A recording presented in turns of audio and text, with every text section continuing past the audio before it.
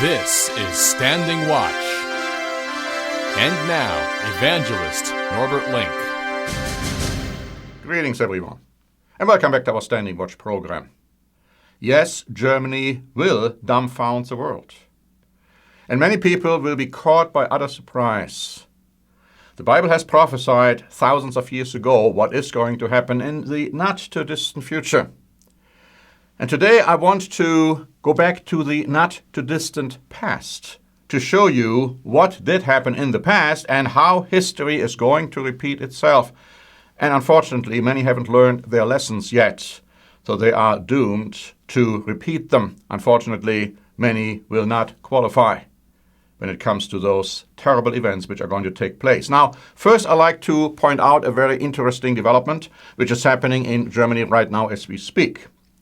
I'd like to quote to you from The Economist, dated December 19, and it says that in Germany, as in the rest of Europe, copyright expires 7 decades after the author's year of death. That applies even when the author is Adolf Hitler, and the work is Mein Kampf. Since 1945, the state of Bavaria has owned the book's German language rights and has refused to allow its republication. Those living outside Germany may not immediately grasp the significance of the moment. Mein Kampf has always been available in translation and is now just a click away online. But that is not the point. For Germans, the expiry of the copyright has caused controversy. The question, as they ring in the new year, is not what to do about Mein Kampf as it enters a public domain. Rather, it is what Hitler means for Germany today. And then the article goes on to say that Germans know that whenever others are angry with them, they will paint a Hitler mustache on posters of their chancellor. Many Germans are fed up with this, with being blackmailed, as Bild Online complained this spring when Greece unexpectedly brought war reparations into negotiations about bailouts in the euro crisis. And of course, the idea that you can compare the current German government with Hitler is just preposterous, it's ridiculous, it's ludicrous.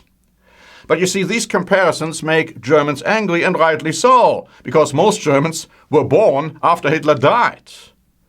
But it also will backfire, and it also clouds history, and it will cloud reality as it is going to happen. Now I'd like to take you back to reporting of American newspapers at the time when Hitler came to power. And even though I'm going to quote from this rather lengthy articles, and I'm only giving you a few excerpts, even those excerpts are rather lengthy, but I like to encourage you to listen carefully, because much of what I'm going to tell you now I didn't know, and I dare to say that many of you probably have not heard those facts before. It's an article which was published by the Daily Beast on December 20, 2015, and this is what it says. The train arrived punctually. A Christian Science Monitor report from Germany informed its readers not long after Adolf Hitler's rise to power in 1933.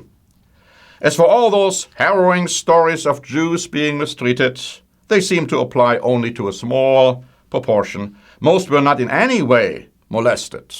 Overall, the Monitor's dispatch declared the Hitler regime was providing a dark land, a clear light of hope. Why did many mainstream American newspapers portray the Hitler regime positively, especially in its early months, the article asks? Why did they excuse or rationalize Nazi anti-Semitism?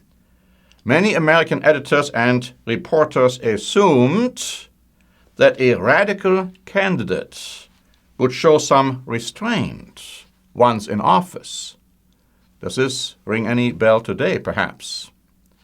The article goes on to say that an editorial in the Philadelphia Evening Bulletin on January 30, 1933, asserted that, quote, there have been indications of moderation on Hitler's part. The editors of the Cleveland Press on January 31 claimed the, quote, appointment of Hitler as German Chancellor may not be such a threat to world peace as it appears at first blush. Soon after Hitler assumed power, all Jews were dismissed from government jobs, ousted from a wide range of other professions, from dentistry to the movie industry. Sporadic anti-Jewish violence erupted throughout the country, and it was amply reported in the American press. The Chicago Tribune described assaults. Hundreds of Jews have been beaten or tortured. Thousands of Jews have fled. Thousands of Jews have been or will be deprived of their livelihood. All of Germany's 600,000 Jews are in terror. Yet, the Daily Beast goes on to say, some American journalists presented a very different view of Germany. A page-one dispatch from the New York Herald Tribune's Berlin correspondent on March 25 asserted that while the situation of German Jewry was an unhappy one, many atrocity stories were exaggerated and often unfounded.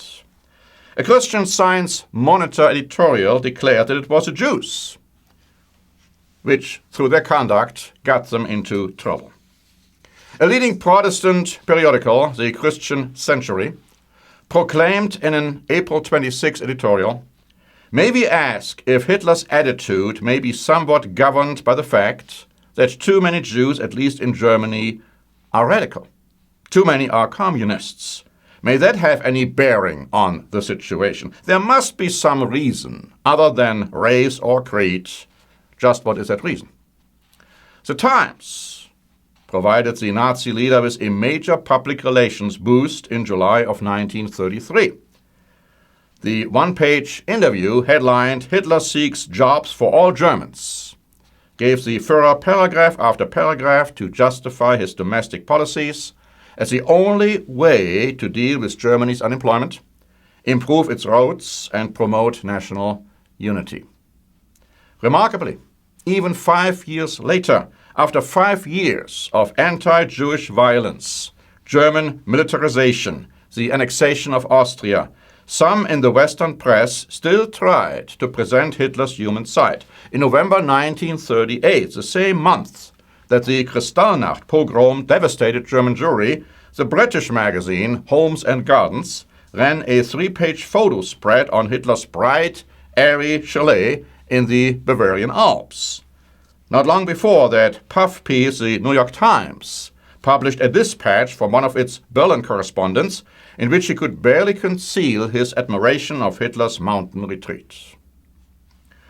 There was another important factor that influenced US press coverage of Hitler's early years, and that is something I felt was very remarkable. And please think in terms of the future when you read what happened in the past. And you might even want to think in terms of the present. The position taken by President Franklin D. Roosevelt and his administration. Many editors and reporters took their cues from the White House. The Roosevelt administration, which carefully monitored 425 newspapers daily, downplayed the plight of the Jews. During the 1930s, the position of the White House was not just to sidestep the plight of the Jews, but also to combat any domestic criticism or protests that might interfere with US-German diplomatic and economic relations. The administration intervened to block congressional resolutions in 1933-1934 criticizing Nazi Germany. The Secretary of State shared with US diplomats in Germany his, quote, fear that the continued dissemination of exaggerated reports may prejudice the friendly feelings between the peoples of the two countries and be of doubtful service to anyone.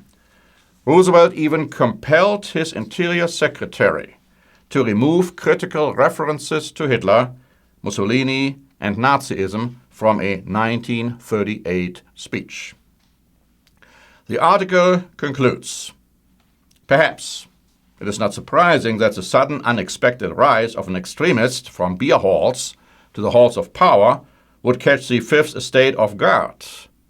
What is troubling, however, is the extent to which some mainstream American newspaper editors and reporters allowed their better judgment to be clouded by wishful thinking, admiration for punctual trains, or deference to the president. One wonders how their successors would respond if a comparable situation were to arise in our own time.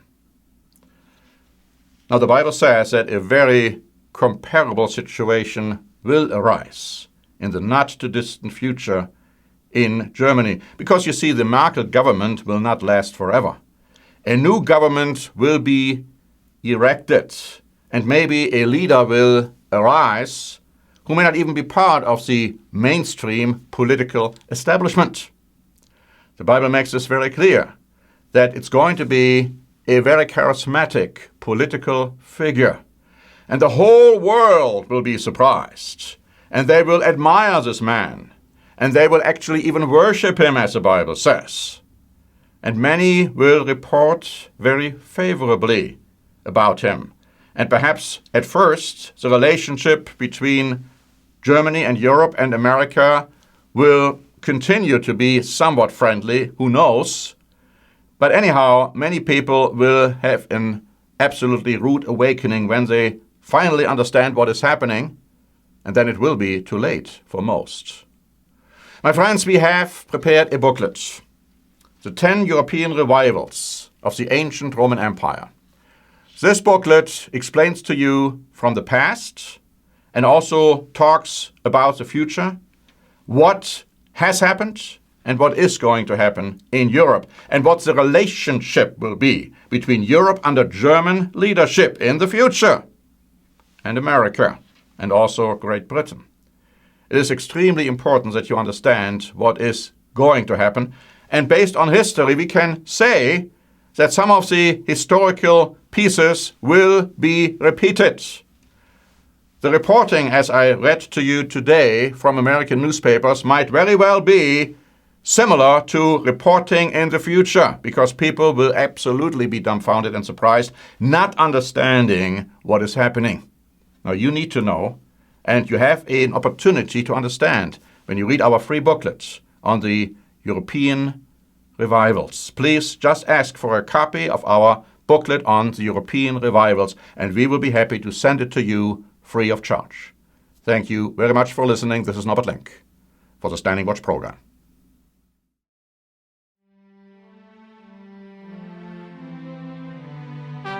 Standing Watch is a presentation by The Church of the Eternal God, P.O. Box 270519, San Diego, California 92198.